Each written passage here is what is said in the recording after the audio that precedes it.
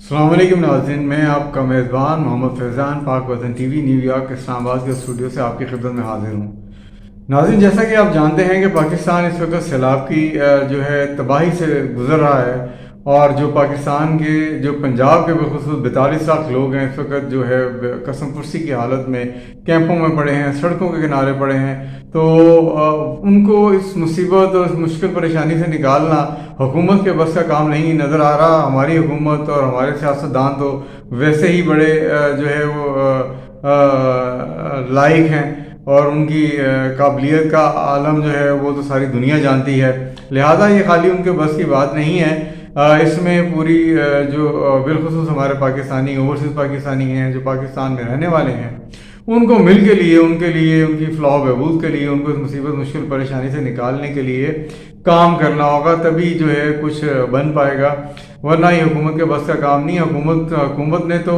اتنا بڑا بلنڈر کیا ہے کہ انہوں نے سیلاب زدہ علاقوں میں بجلی کے بل بھجوا دیے ہیں، اور ان لوگوں نے جہاں بجلی کے بل گئے ہیں وہ سوشل میڈیا کے اوپر انہوں نے اس کی جو ہے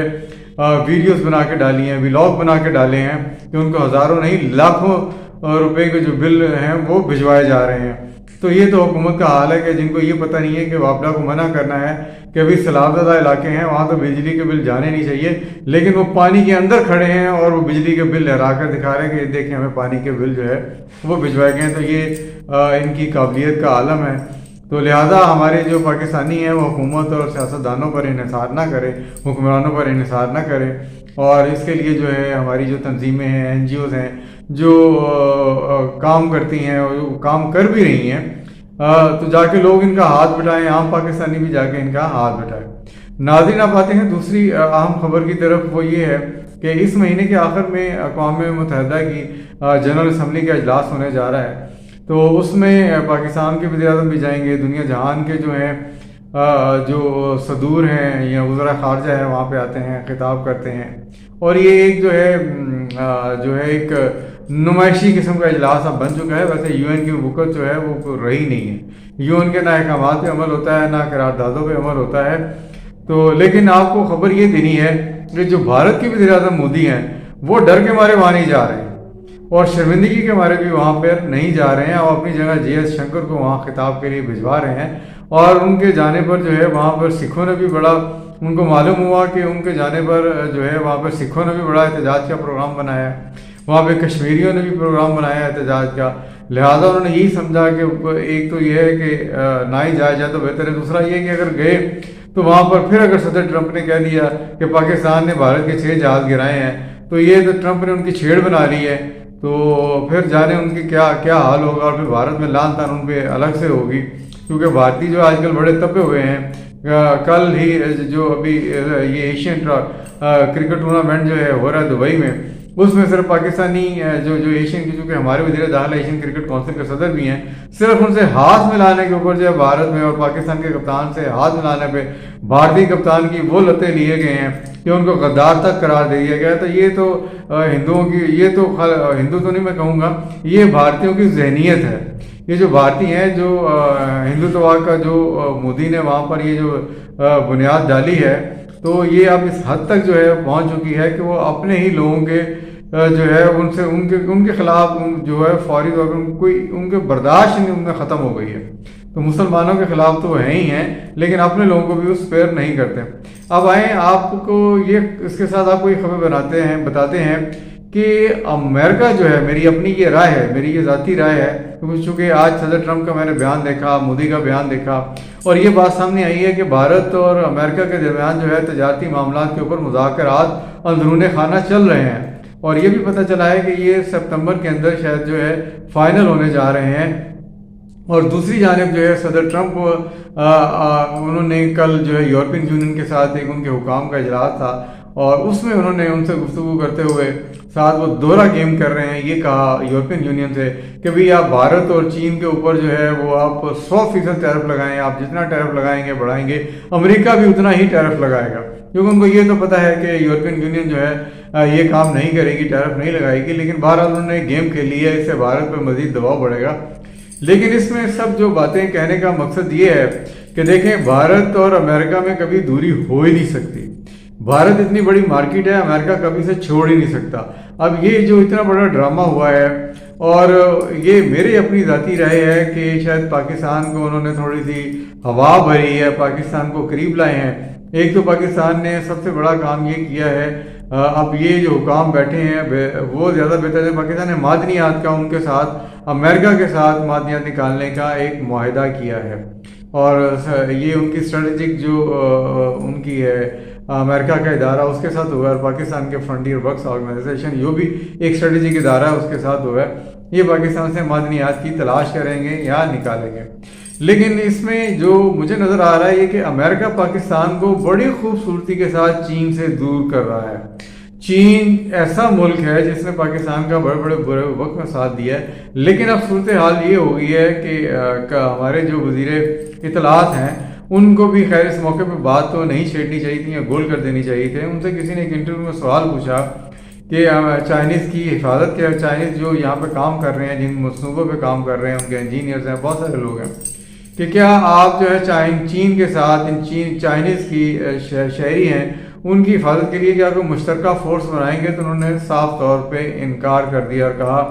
کہ اس کا کوئی امکان نہیں ہے، نہ ہی وہ جو چینی شہری یہاں پر ہیں یا چائنیز جو انجینئر ہیں ان کو چائنیز جو سیکیورٹی رکھنے کی اجازت دیں گے، اور نہ ہی جو ہے کوئی پاکستان ان کی حفاظت کر رہا ہے اور کرے گا۔ اس موقع کے اوپر یہ جو بیان ہے یہ کوئی درست نہیں ہے۔ اس سوال کو وہ گول کرتے تھے تو بہتر تھا، کیونکہ ابھی بھی یہ معاملہ وہاں پر جب ہمارے پرائم منسٹر گئے تھے شنگھائی تعاون تنظیم میں، تو وہاں پہ ان کے پرائم منسٹر نے اٹھایا تھا پاکستانی پرائم منسٹر کے ساتھ، اور یہ بڑے غلط وقت پہ ہوا ہے۔ اور میرے خیال میں امریکہ جو ہے بڑی خوبصورتی کے ساتھ پاکستان کو چین سے دور لے جانے میں کامیاب ہو رہا ہے، اور ہمیں یہ بھولنا نہیں چاہیے اس پہ جو ریجن میں پالیٹکس چل رہی ہے اس میں بھارت چین کے قریب آ رہا ہے، روس جا رہا ہے، ایران جا رہا ہے، اور افغانستان بھی جس فیز سی پیک کا فیز 2 جو بننے جا رہا ہے، اس میں پاکستان کی اہمیت اس حوالے سے صرف اتنی ہے کہ سی پیک پاکستان سے گزرتا ہے اور اسی کو ایکسٹینڈ کر کے چین چاہتا ہے افغانستان کے اندر، پھر سینٹرل ایشین ریاستوں کے اندر سے گزارتے ہوئے یورپ، اور پھر یورپ سے آگے اس کو لے کے جائے تاکہ ساری مارکیٹ جو ہے کنیکٹ ہو جائے۔ لیکن پاکستان میرا خیال میں اپنے جو پتے ہیں وہ ٹھیک طرح سے نہیں کھیل رہا۔ مجھے اس موقع پر سینیٹر اعتزاز احسن جو پیپلز پارٹی کے سینیٹر تھے ان کا ایک بیان یاد آ رہا ہے۔ انہوں نے سینٹ میں تقریر کرتے ہوئے کہا تھا کہ اگر پاکستان نے اپنی جو گیم ہے وہ صحیح طرح سے، یا اپنا پتہ ہے صحیح طرح سے چین کے ساتھ نہیں کھیلا سی پیک پہ، اگر پاکستان سی پیک کے لیے چائنا سے کہتا ہے کہ سونے کی روڈ بنا کے دی جائے تو چین وہ بھی بنا کے دیتا ہے کہ اس سے زیادہ مفاد چین کا وابستہ ہے۔ مگر ہم نے، میں آپ کو بتاؤں، چین کی قدر نہیں کی ہے، اور اب تو چین جو ہے ریلوے کے منصوبے میں بھی تھوڑا سا پیچھے ہٹ گیا ہے۔ پہلے چین نے پاکستان کو یہ کہا تھا کہ اس منصوبے کے اندر جتنی بھی فائنینسنگ ہوگی وہ چین کرے گا اور کوئی دوسرا اس منصوبے میں شریک نہیں ہو سکتا، لیکن اب چین نے پاکستان کو اجازت دے دی ہے کہ بھئی وہ اس منصوبے میں چاہے تو ایشین ڈیولپمنٹ بینک سے جو ہے فائنینسنگ لے سکتا ہے، کسی اور بھی تھرڈ پارٹی کو اس میں شامل کر سکتا ہے، جس کا مطلب ہے کہ چین کا ان چیزوں میں انٹرسٹ جو ہے وہ کم ہونے جا رہا ہے۔ پاکستان کو تھوڑا سا اس صورتحال کے اوپر غور کرنا ہوگا کہ کیا ہم کہیں امریکہ کے قریب ہوتے ہوئے چین سے تو دور نہیں جا رہے ہیں۔ امریکہ کے ساتھ بھی ہمارے تعلقات ضروری ہیں، بہت ضروری ہیں، لیکن ان میں جو بیلنس رکھنا ہوگا۔ امریکہ نے ویسے یہ ہے، امریکہ نے جتنے پاکستان کو US ایڈ کے ذریعے پروجیکٹ دیے ہیں یا جو کچھ انہوں نے پاکستان میں فائنینسنگ کی ہے وہ بھی ایک مثالی ہے۔ ہمیں اپنے مفادات کا تحفظ کرتے ہوئے دونوں ممالک کے درمیان بیلنس رکھنا ہوگا، ورنہ پاکستان کے حکام اور حکمران یاد رکھیں کہ دو ہاتھیوں کی لڑائی میں نقصان ہمیشہ گھاس کا ہوتا ہے، لہذا ہمیں بڑی احتیاط کے ساتھ چلنے کی ضرورت ہے۔ اور ایک اور بڑی اہم خبر آپ کو یہ بتا دیں اور آپ کو الرٹ بھی کریں کہ دیکھیں پاکستانی وزراء اور جو ہمارے افسران ہیں ان کی جو سیکیورٹی بریچ ہوا ہے، جو ان کا جس کا ڈیٹا ڈارک ویب کے اوپر پڑا ہوا ہے، تو اس زمن میں پاکستان کے PTI نے تقریباً کو 1372 ویب سائٹ کو بلاک کیا ہے۔ لیکن جو اصل معاملہ ہے وہ یہ ہے کہ ہم جو ایپس ڈاؤن لوڈ کرتے ہیں اور اس میں جو پرمیشنز دیتے ہیں، کیونکہ اس وقت PTI نے اور جو ہمارا سائبر کرائم کا جو ادارہ ہے انہوں نے اس میں جو ٹیلی کام سیکٹر ہے وہ اس کو کلیئر قرار دیا ہے، ناظرہ کو کلیئر قرار دیا ہے، لیکن یہ جو ایپس ہم ڈاؤن لوڈ کرتے ہیں ان کے خلاف اب کارروائی ہونے جا رہی ہے۔ یہ جو ایپس ہیں جب آپ سے وہ پرمیشن مانگتی ہیں کہ وہ مائک استعمال کر سکتی ہیں، آپ کی پکچر استعمال کر سکتی ہیں، آپ کے کیمرے تک ایکسیس ہم انہیں دے دیتے ہیں بغیر سوچے سمجھے، کئی ایپس ڈاؤن لوڈ کرتے ہیں پھر ان کو ڈیلیٹ کر دیتے ہیں، لیکن ان کی پرمیشن جو ہے ہم ان کے ساتھ ڈیلیٹ نہیں کرتے ہیں۔ لہٰذا بہت ساری ایپس جو ہیں ہم نے لی ہوتی ہیں اور چل رہی ہوتی ہیں۔ یہ ایپس اصل میں آپ کی جو ہے سارا ڈیٹا کلیکٹ کر رہی ہوتی ہیں، آپ کا مائکرو فون، آپ کی تصویریں، آپ کے میسیجز، یہ تمام کے تمام ان کے پاس ریکارڈ ہو رہے ہوتے ہیں۔ تو ان ایپس کے ذریعے جو ہے پاکستان اس کے ڈیٹا کی بریچ ہوئی ہے اور اب گورنمنٹ ان پر ہاتھ ڈالنے کے لیے جا رہی ہے۔ لہٰذا میری آپ سے ریکویسٹ ہے کہ آپ ہر ایپ سوچے سمجھے بغیر جو ہے اس کو ڈاؤن لوڈ نہ کریں۔ اگر ڈاؤن لوڈ کریں تو ہر قسم کی پرمیشن ان کو نہ دیں۔ ہم ہر چیز الاؤ کرتے جاتے ہیں، بیشتر پاکستانیوں کو یہی طریقہ ہے۔ لہذا اس چیز سے جو ہے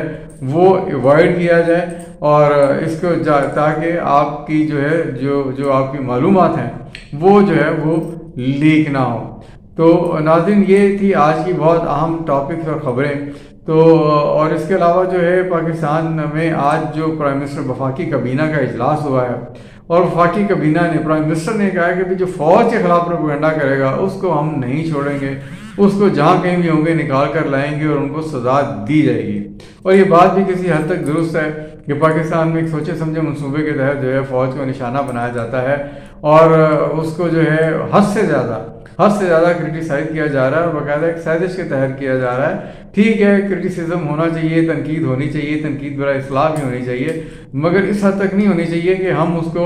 کسی دشمن ملک کی فوج تصور کرتے ہوئے تنقید کریں۔ تو لہٰذا ہمیں بھی اسے اوائڈ کرنا چاہیے۔ اس کے علاوہ آپ کو یہ بھی بتا دیں کہ IMF نے پاکستان سے ایک مطالبہ کیا تھا کہ پاکستان کی گاڑیوں میں جو سٹینڈرڈ ہے، حفاظتی معیار ہے، وہ بہت ہی